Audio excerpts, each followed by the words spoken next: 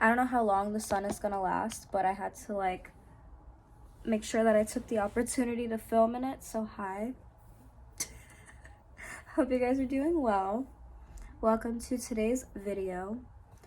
Before we get into it, because I know you saw the title, we're not going to be talking about that right away because I have some life updates. So the first thing I wanted to talk about, I'm really just going to slouch in it so that I can get the sun, by the way. I need to hurry up before the sun sets because you know the sun sets at like 3 o'clock in the fall. So yeah, so first life update.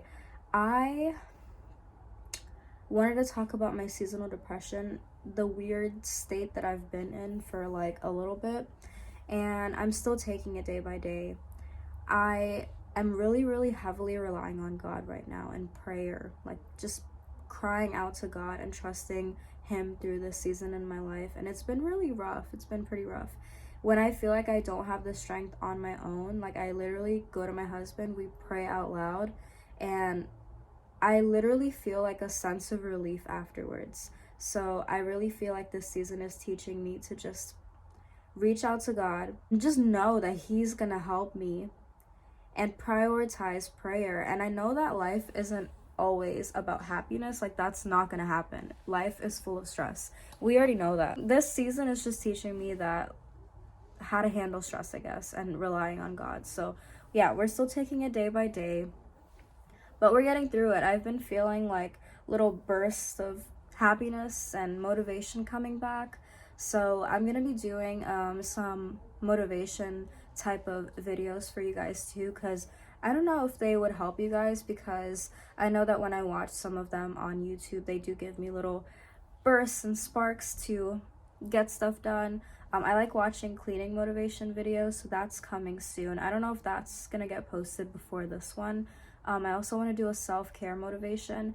I really just need some maintenance on myself. Like, guys, my hair I have not cut in like a year, and my like the actual length of my hair I want to say is like by my belly button, but you can see how much my hair has grown by this. This is my face framing piece that I get cut like to the jaw like length, and this is how much it's grown. Like, that's insane. So insane. So I need that. I need to get my nails done. I'm growing my nails out right now. I would just like get them painted. I need a pedicure, and I need my eyebrows done. My eyebrows, girl, I have not gotten my eyebrows done in like 5-6 months, so that is very much so needed as well. So yeah, look forward to some motivation videos. What else? I got a hate comment on one of my videos recently, and I posted it on my story. So if you don't follow me on Instagram, you might not have seen it. But basically, they were just saying that I need to stop talking about my trauma of me like running away, and that if I put myself in my parents' shoes, like how would they feel? So just to like quickly address that, I try my best to be respectful. And I know that what I'm talking about is awkward, super awkward, and it's just a weird topic to talk about. It's touchy. So I try my best to be respectful. I definitely don't go in and give all the details that I could. I haven't even said who essayed me, so, and that's like my right. I can choose what I want to say and what I don't want to say, and it's literally just all up to me, and I'm choosing to be respectful to them. I always like preface in my videos that I acknowledge that my parents tried their best, and I see now as an adult like where they were coming from. When I'm a parent, I feel like I'll have definitely more insight into like why things were the way that they are. And the reason that I'm making these videos and talking about this is to encourage the people who have the means to be able to move out and start the life that they want to start. And I don't want anyone to hold them back. So I'm trying to provide that encouragement for them, because this channel is about personal development. It's about my faith. It's about my lifestyle. And the overarching theme is to be the best version of yourself. So I'm not going to stop talking about this topic. And that comment was a little bit discouraging, but I also got a DM that I saw in the same day, and it was from one of you guys, and you guys were saying that you binge watch my videos, which I think is just like crazy. Like, I know I'm talking to you guys right now, but the fact that you guys are watching me and listening to me and you guys support me is just like really crazy. So yeah, she said that she binge watches my videos really help her a lot, and she told me like some of her story too, and it was just really encouraging. Larger group of people who are like, please keep going, you're encouraging me, you're really helping me. Why would I listen to that one person when there's so many of you guys who are encouraging me and supporting me to go on? So yeah, I'm not gonna stop, and we're gonna keep talking about this awkward, touchy, weird subject because I know that there is a bigger purpose to it. So let's get into the real reason why you clicked on this video, which is me talking about the struggles that I had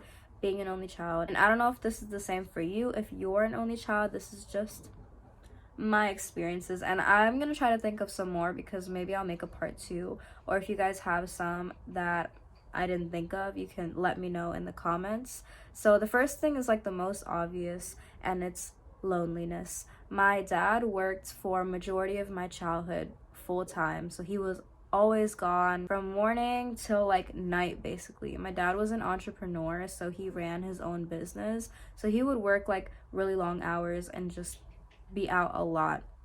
My mom, she was pretty much always the one to be at home. She had like several part-time jobs like here and there.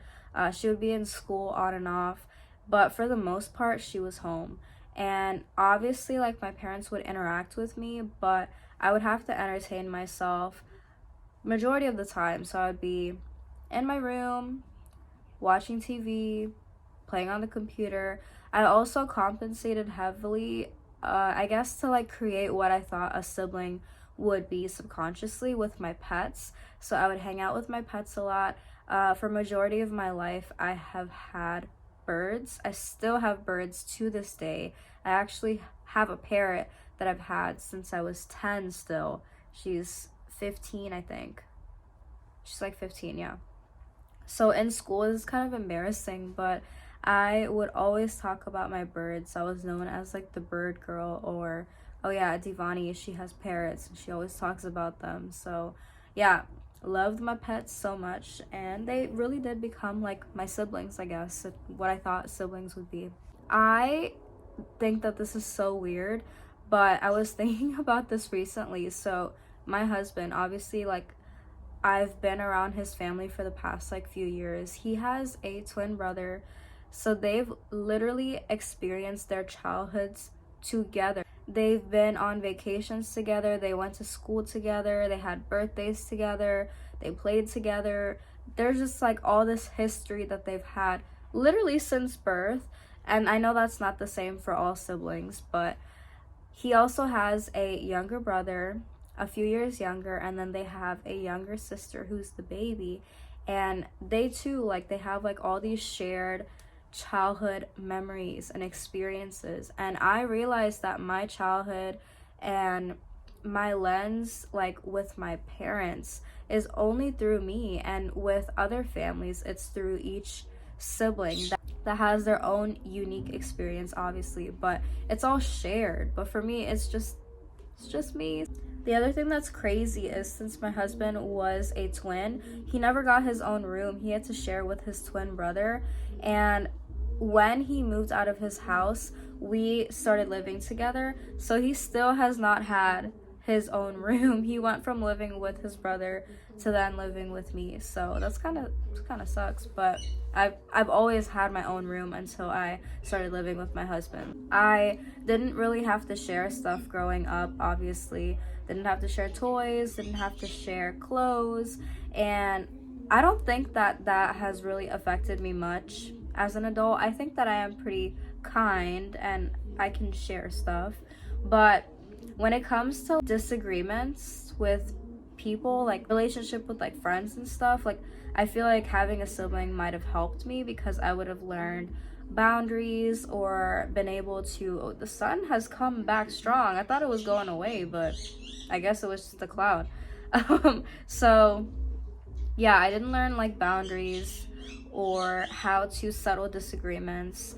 And I feel like people who have siblings do have an advantage when it comes to that. So social cues is probably a big one. I wouldn't say that I was like horrible, because obviously I had friends in school, but I was like really shy, and it took me a while to like warm up to people, especially like when I first met them.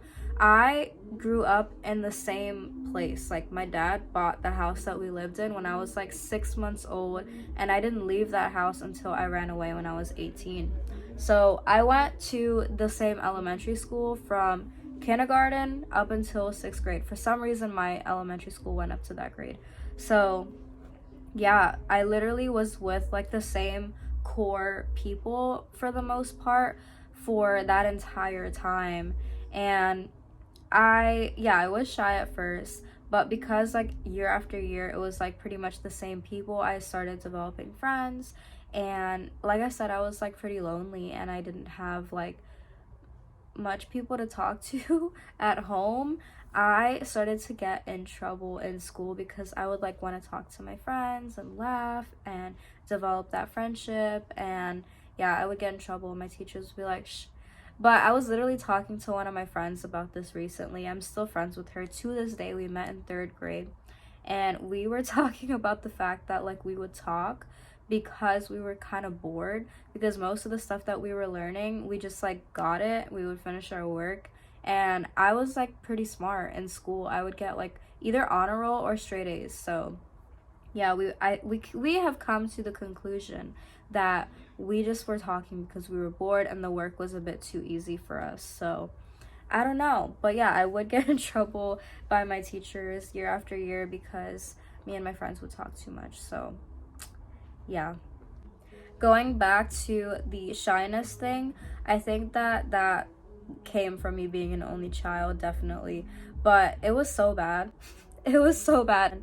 When I started dating my husband, I broke up with him like so many times because I was so shy and scared to talk to him. Like I would run away. Like for the longest time, he thought that I really didn't like him because like I just was so scared and shy. So I was like way better at like texting, writing than I was like actually talking in person. And it's gotten a lot better over the years. I think that his career, with us having to be like very out there, like talking and meeting a lot of people, it's gotten a lot better. And I think that has helped me a lot, because if I wasn't pushed out there to like meet new people and always be around people, then I definitely would have stayed being shy. And I'm so happy that I have, for the most part, grown out of it. I would say that here and there, especially if I'm by myself in a room of people that I do not know, I'll probably shut down.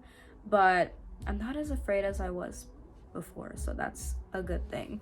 Alright guys, so those are a few struggles that I had growing up as an only child. If you had similar struggles, different struggles of being an only child, let me know. Or if you have siblings and you ended up watching this video, let me know what you thought. Let me know if you have any struggles or benefits of having siblings that you want to share.